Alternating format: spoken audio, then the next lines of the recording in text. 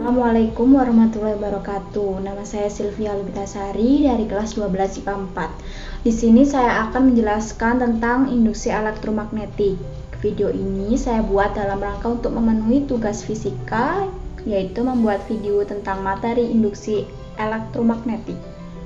Nah, dalam peta konsep berikut ini dapat kita ketahui bahwa induksi elektromagnetik disebabkan oleh perubahan flux magnetik yang nantinya akan menghasilkan gaya gerak listrik induksi dan arus induksi. Nah, perubahan flux magnetik itu sendiri disebabkan oleh perubahan medan magnetik. Seorang ahli fisika dari Inggris bernama Michael Faraday berhasil menunjukkan bahwa arus listrik dapat dihasilkan dari perubahan medan magnetik. Nah, eksperimen ini dilakukan oleh Joseph Henry di Amerika Serikat secara terpisah dan dalam waktu yang bersamaan. Gejala timbulnya arus listrik pada suatu penghantar yang disebabkan oleh perubahan medan magnetik itu disebut dengan induksi elektromagnetik. Nah, di dalam flux magnetik berlaku rumus flux magnetik sama dengan induksi magnetik dikali luas bidang, di mana induksi magnetik dan flux magnetik itu satuannya sama, yakni Weber per meter persegi atau sama dengan Tesla, dan A sama dengan luas bidang, satuannya meter persegi. Oleh karena medan magnetik sebanding dengan jumlah garis medan magnetik per satuan luas, maka flux magnetik juga sebanding dengan jumlah garis medan magnetik yang melalui luasan tersebut. Pada peta konsep berikut ini telah dijelaskan kalau GGL induksi dan arus induksi yang merupakan hasil dari perubahan flux magnetik dapat dijelaskan dengan dua hukum, yakni hukum Faraday dan hukum Lenz. Yang pertama, saya akan membahas tentang hukum Faraday terlebih dahulu.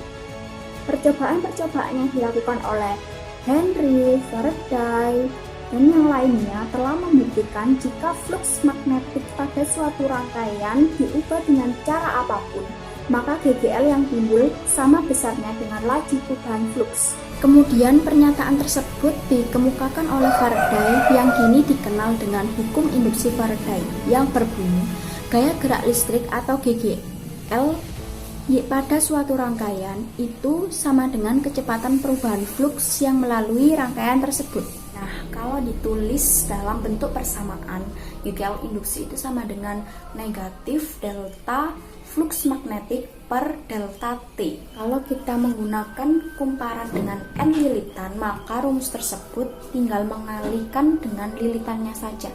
Kalau GGL induksi pada batang konduktor, rumusnya adalah induksi magnetik dikalikan dengan panjang batang dan kecepatan batang, di mana induksi magnetik satuannya adalah Weber per meter persegi dan GGL itu sendiri satuannya adalah volt.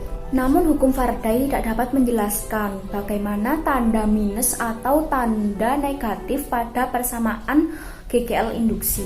Nah, hal tersebut dijelaskan dalam hukum Lenz. Hukum Lenz berbunyi, jika GGL timbul pada suatu rangkaian, maka arus induksi akan mempunyai arah sedemikian rupa, sehingga menimbulkan medan magnet induksi yang menentang perubahan medan magnet, atau arus induksi berusaha mempertahankan flux magnet totalnya. Lebih jelasnya, saya mempunyai dua gambar, yakni ketika saklar masih dibuka, itu artinya tidak ada arus listrik yang mengalir dan tidak ada perubahan flux yang terjadi. Nah, apabila saklar S ditutup, maka I akan bergerak dari 0 ke suatu nilai tertentu, atau pada gambar yang B. Begitupun dengan flux magnetik, ia akan bergerak dari 0 ke nilai yang tertentu pula. Hal ini akan menimbulkan flux magnetik 2 yang arahnya melawan flux magnetik 1.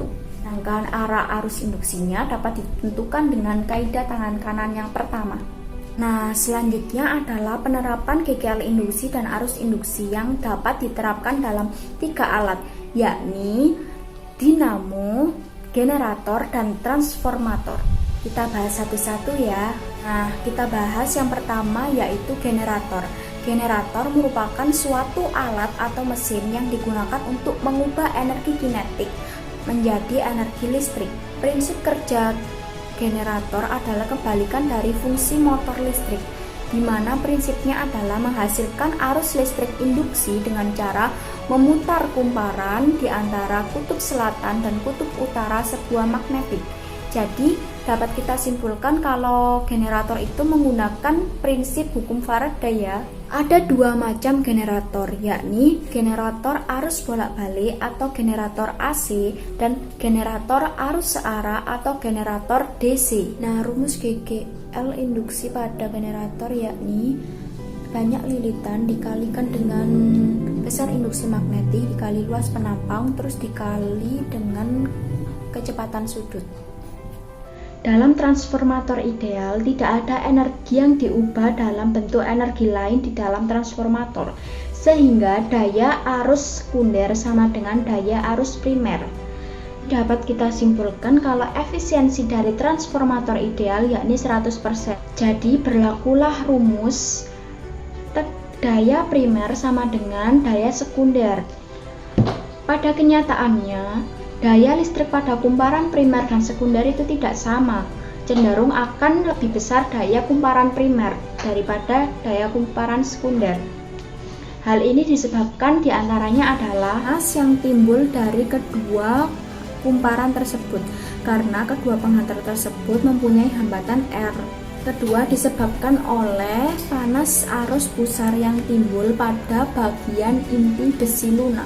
Nah, yang terakhir bisa jadi karena kebocoran flux magnetik. Nah, untuk efisiensi transformator tidak ideal itu berlaku rumus PS per PP dikali 100%, di mana PS itu adalah daya sekunder dan PP adalah daya primer. Atau bisa juga dengan VS dikali IS per VP dikali IP dikali 100%, di mana VS merupakan tegangan sekunder, IS sama dengan arus sekunder, per VP itu sama dengan tegangan primer, dan IP itu kuat arus primer dikalikan dengan 100%.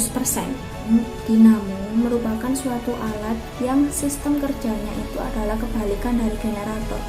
Dinamo dapat mengubah arus listrik menjadi putaran poros yang dapat menggerakkan berbagai alat. Sekian penjelasan saya tentang induksi elektromagnetik. Apabila ada kesalahan, mohon dimaklumi dan mohon dimaafkan. Terima kasih. Wassalamualaikum warahmatullahi wabarakatuh.